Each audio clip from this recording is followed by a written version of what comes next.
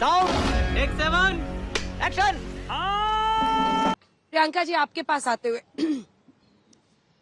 BJP का ये कहना, और प्रधानमंत्री ने भी अपने इंटरव्यू में कहा कि पहले बीजेपी से डराते थे कि राम मंदिर के लिए कहते हैं राम मंदिर बनेगा तो यहाँ ये हो जाएगा वो हो जाएगा, कुछ नहीं हुआ। अनुच्छेद 370 पर डराते थे कि अनुच्छेद 370 अगर हटा दिया तो कश्मीर में बवाल हो जाएगा, कुछ नहीं हुआ। अब चूंकि ये सब खत्म हो गया है तो ये कहा जा रहा है कि बीजेपी आई तो चुनाव ही नहीं हो पाएगा देश में, बीजेपी आई तो संविधान बदल जाएगा, लोकतंत्र खत्म हो जाएगा। पीएम कह रहे हैं कि संविधान जिंदाबाद था, है, रहेगा। प्रियंका जी, चल झूठा। तो दो चीजें कहूंगी। सबसे पहले प्रजातंत्र हट जाएगा, तो मैं आपको एक उदाहरण देती हूँ। आपको पता है अभी रशिया में चुनाव हुए थे, कुछ दिन पहले ही चुनाव हुए हैं, और 75% वोट या आई थिंक 85% वोट से पुतिन जीते थे। आपको पता है वहां पे चुनाव में क्या होता है, जो विपक्षी दल के नेता होते हैं उनको सबको हिरासत में कर दिया जाता है या उनको ऐसी सजा सुनाई जाती है कि उनकी हिरासत में ही मौत हो जाती है, पर इलेक्शन होता है। तो एक होता है प्रजातंत्र में फ्री एंड फेयर इलेक्शन होना, एक होता है पुतिन स्टाइल इलेक्शन होना।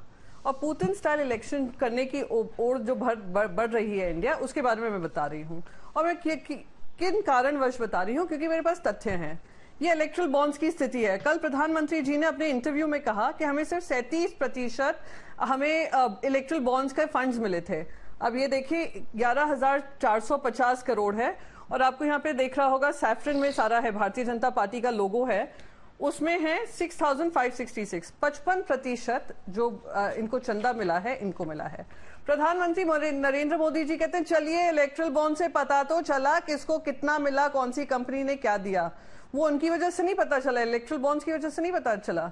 वो इलेक्ट्रल बॉन्ड्स को पूरी तरीके से नॉन ट्रांसपेरेंट बनाने का जो काम हुआ था और नॉन ट्रांसपेरेंट बॉन्ड्स को इंट्रोड्यूस करने का काम हुआ था, वो इनकी सरकार ने किया था। सुप्रीम कोर्ट को स्टेप इन करना पड़ा, वहां पे भी ये दलील दी गई थी कि हम ये डेटा रिलीज नहीं कर सकते हैं, और आज सुप्रीम कोर्ट की वजह से पता चल रहा है किस तरीके का क्विड प्रो को हुआ था। अब मैं दूसरी लेवल प्लेइंग फील्ड की बात करती हूँ, किस तरीके से ईडी, आईटी, सीबीआई बकायदा इनके चरणों में पड़ी हुई है और उनके हिसाब से काम कर रही है। इनका टूल किट बन गई है, इलेक्शन टूल किट। तू समझा? हाँ। नहीं, तू समझा नहीं। ये अमोल कीर्तिकर जी हैं, मुंबई के उत्तर पश्चिम से वो इलेक्शन लड़ने वाले हैं। 9 बजे सवेरे उनका नाम डिक्लेयर होता है, 10 बजे उनके ऊपर ईडी का नोटिस आ जाता है।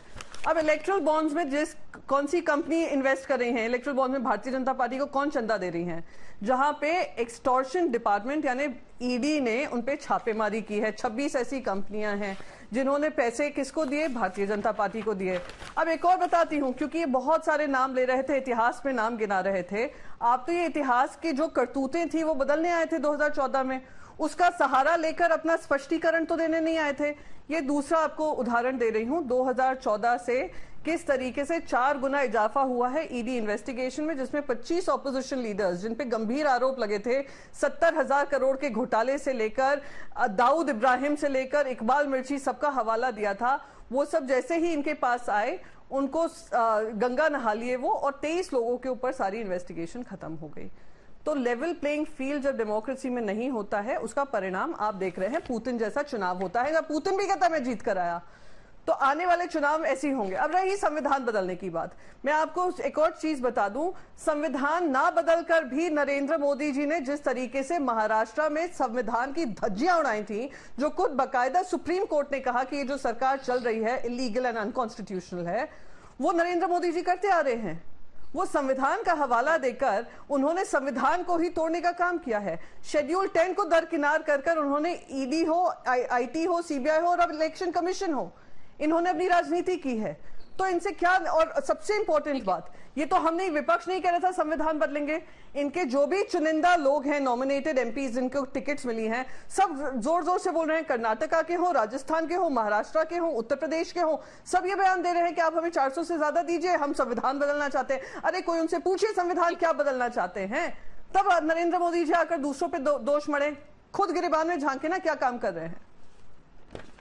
बोलना भी हूँ, क्या करिए बोल। जवाब दीजिएगा। सुरेंद्र राजपूत जी भी बोल दे, प्रधानमंत्री ने कहा ये जो आरोप लग रहे संविधान बदल देगी बीजेपी आएगी, तो कह रहे 25-30 साल से जनता को हमारे खिलाफ डराने का एक ही रिकॉर्ड है जो बार बार घूम रहा है। और कांग्रेस पर तो वो बहुत हमलावर थे। उन्होंने कहा कि सनातन विरोधी पार्टियों के साथ आखिर कांग्रेस की ऐसी क्या मजबूरी हो गई है कि वो सनातन के खिलाफ इस तरह का बयान देते हैं लेकिन फिर भी उनसे चिपके रहते हैं। तो समझना है कि मूल भावना जो इस देश का है उसके खिलाफ क्या कांग्रेस पार्टी जा रही है। ये पीएम का हमला है। तुम चुल्लू भर पानी में जाके डूब के मर जाओ। प्रधानमंत्री जी का हमला कांग्रेस पार्टी के प्रति उनके डर को दिखाता है। पिछले 10 साल से प्रधानमंत्री जी सत्ता में है और कांग्रेस पार्टी एक बार 44 में थी, इस बार 52-54 पर है। उसके बाद भी प्रधानमंत्री जी को रात को सपने में कांग्रेस पार्टी इंडिया गठबंधन आता है और वो लगातार झूठ, छल, कपट, प्रपंच कुछ भी करते रहते हैं कांग्रेस के खिलाफ। कभी उद्धव साहब के खिलाफ, कभी इंडिया गठ के नाम बाला साहब के खिलाफ, कभी शरद पवार साहब के खिलाफ। उसके बाद वो झूठी गारंटियों की बात करेंगे। और अंजना जी, जिस तरीके से कांग्रेस के प्रति वो हमलावर रहते हैं, ऐसा लगता है कि पिछले 10 साल में नरेंद्र मोदी जी प्रतिपक्ष में है और कांग्रेस सत्ता पक्ष में है। आप इस चीज को देखिए कि आप कोई ऐसा आपने प्रधानमंत्री देखा हो आज तक इतिहास में जो प्रधानमंत्री अपने 10 साल के शासनकाल की तो कोई बात नहीं करेगा, या तो इतिहास की 2014 से पहले की बात करेगा या 2047 की बात करेगा। उनकी गारंटियों की तो आप तब मानेंगे ना, गारंटियां हैं उनकी। गारंटी बिल्कुल इस तरीके की छोटी सी बात एक बड़ा वो है कि एक तरबूज वाला बंबई में तरबूज बेच रहा था, कह रहे चीनी से भी मीठा तरबूज ले लो, चीनी से भी मीठा तरबूज। तो जब तरबूज देखा गया तो फीका था, तो उन्होंने कहा भाई तरबूज तो फीका है, तो क्या चीनी डाली इसमें? तो चीनी डालने के बाद मीठा होगा ना। तो प्रधानमंत्री जी ऐसे बेस्ट सेलर टाइप में हैं, ये फीके तरबूज को भी चीनी डाल करके बेचने वाले लोग हैं। इतने तेजस्वी लोग हैं हमारे पास, कितने शानदार विचार रखते हैं जी। इनकी गारंटी पर हम भरोसा करें तो तब करें जब इन्होंने पुरानी गारंटियां पूरी करी हों। इन्होंने अगर 2 करोड़ रोजगार दिए हों तो आप मान लीजिए इनकी गारंटी है। इन्होंने इन्होंने कहा था नोटबंदी से आतंकवाद खत्म हो जाएगा, अगर इन्होंने ऐसा किया हो तो मान लीजिए। अगर इन्होंने चीन को लाल आंखें दिखाई हो, चाय पिलाने की जगह झूला झुलाने की जगह, वो भी 19 बार, तो आप मान लीजिए कि भाई 4000 किलोमीटर हमने उनका कब्जा कर लिया होता, या हमारा जो था 1962 में जो हमसे चला गया था वो इन्होंने वापस ले आए होते, तो आप मान लेते गारंटी। किसान की आय दुगनी हो गई होती तो हम मान लेते मोदी जी की गारंटी। किसान का कर्ज और खर्च चौगुना न हुआ होता तो हम मान लेते मोदी जी की गारंटी। छुट्टा पशु उत्तर प्रदेश में इतनी बड़ी समस्या कि नहीं, मेरी गारंटी है, मेरे को वोट दीजिए 22 में कह के गए थे कि साथ छुट्टा पशुओं की हम समस्या खत्म करेंगे। मान लीजिए अगर इन्होंने किया। अगर इन्होंने भ्रष्टाचारियों को धो पहुंच करके अपनी पार्टी में ना शामिल किया होता, अजीत दादा से ले लो, हसन मुश्रीफ से ले लो, हेमंता बिस्वा शर्मा से ले लो, मतलब एक सीरीज है लंबी, छगन भुजबल से ले लो, सभी लोगों को पहले ईडी के से डराएंगे, सीबीआई से डराएंगे, उसके बाद उनके ऊपर छापा मारेंगे, फिर 70,000 करोड़ का आप आरोपी बताएंगे, फिर उनको कहेंगे कि हम सारे भ्रष्टाचारियों को भारतीय जनता पार्टी लेकर के कहती है हम दुनिया की सबसे ईमानदार पार्टी है। तो इस तरीके की भाषा का जब प्रधानमंत्री जी उपयोग करते हैं और सुधांशु जी जैसे लोग जब इसका समर्थन करते हैं तो सुधांशु जी की विद्वता पे भी प्रश्न चिन्ह लगते हैं। जैसे एंटायर पॉलिटिकल साइंस वाले हो जाते हैं लोग, उसी तरीके की सुधांशु जी की भी विद्वता पर प्रश्न चिन्ह लग जाते हैं कि भाई ऐसे लोगों को आप क्यों वो कर रहे हो, आप लोग कैसे ऐसे लोगों को। अगर हम करें तो करें क्या, बोले तो बोले क्या।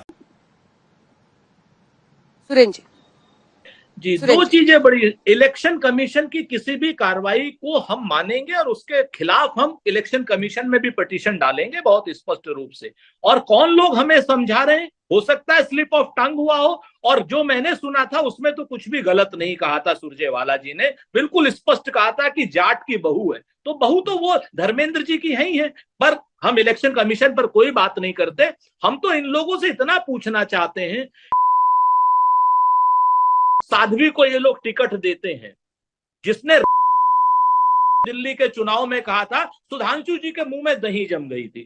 प्रज्ञा ठाकुर जो हेमंत करकरे को श्राप देकर के मार रही थी, उसमें क्या नाम सुधांशु जी की जो है वो दही जम गई थी मुंह में। प्रधानमंत्री जी की बातों को तो हम इतनी बार दोहरा चुके हैं कि 52 करोड़ की गर्लफ्रेंड, कांग्रेस की विधवा, तुरपणखा, ये सारी चीजें। लेकिन इलेक्शन कमीशन की कार्रवाई जिस तरीके से होती है आप लोग भी जानते हैं और हम लोग भी जानते हैं। कहते हैं कि लश्कर भी तुम्हारा है, सरदार तुम्हारा है, तुम झूठ को सच लिख दो, अखबार तुम्हारा है। और इस दौर के फरियादी जाए तो कहां जाए, सरकार तुम्हारी है, दरबार तुम्हारा है। आने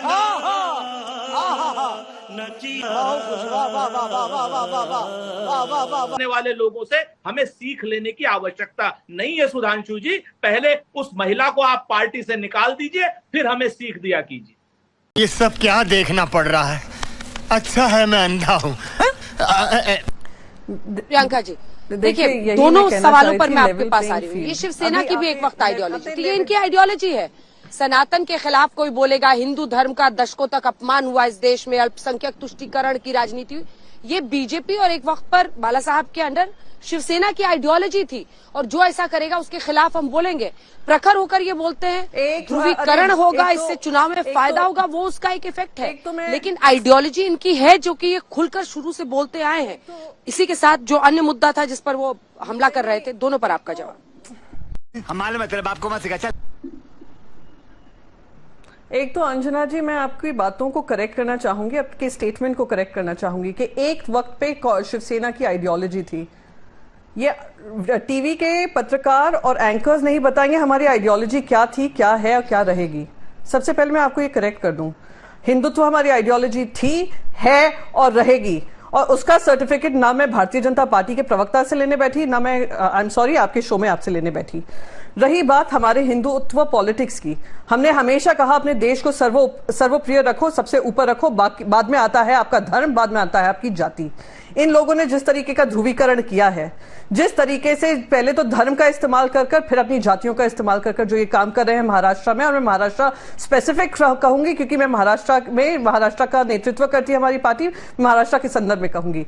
अब रही बात लेवल प्लेइंग फील्ड की, level playing field election commission ने जो रणदीप सुरजेवाला पे 48 घंटे का किया है, उन्होंने कार्रवाई की है। उसी ब्रेथ में, सेम ही सांस में आपने शुभेंदु अधिकारी का नाम लिया। शुभेंदु अधिकारी ने क्या क्या कहा ममता बनर्जी को, उनको एक वार्निंग देकर फटकार दिया, हटा दिया, उनके ऊपर कोई कार्रवाई नहीं। आप लेवल प्लेइंग फील्ड की बात करती हैं। महाराष्ट्र में इन्हीं के चंद्रपुर के इनके कैंडिडेट हैं, इन्होंने क्या आपत्तिजनक बयानबाजी दी है एक बहन और भाई के संबंध को लेकर, और का एक ही पलंग पर लेते हैं कपड़े उतार कर। इस तरीके की भाषा में मुझे शर्मसार महसूस कर रही हूं ये बोलने में, पर रिपीट करना जरूरी है क्योंकि इलेक्शन कमीशन उस पर अपनी आंख बंद रखता है, कान बंद रखता है। और कार्रवाई में भी देखिए जिस तरीके के दो व्यवहार हैं। और प्लीज मैं यहां पर सुधांशु त्रिवेदी जी से कहूंगी, त्रिवेदी जी मैं आपके हाथ जोड़कर विनम्रता से कहना चाहूंगी कि अपनी ये वॉट अबाउटरी आप बंद करिए।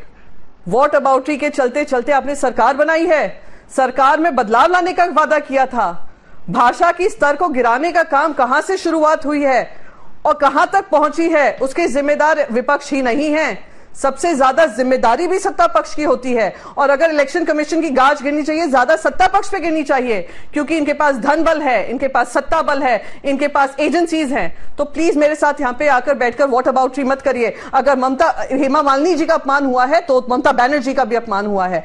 सेम कार्रवाई होनी चाहिए थी और सेम सस्पेंशन होना चाहिए थे 48 आवर्स का। तो मैं बस यही कहना चाहती हूँ, लेवल प्लेइंग फील्ड का एक और उदाहरण ये इलेक्शन कमीशन ने जो डिसीजन लिया है उसके बारे में। आप कुछ भी बोलो, ये नहीं सुनने वाला। जवाब लेंगे प्रियंका जी।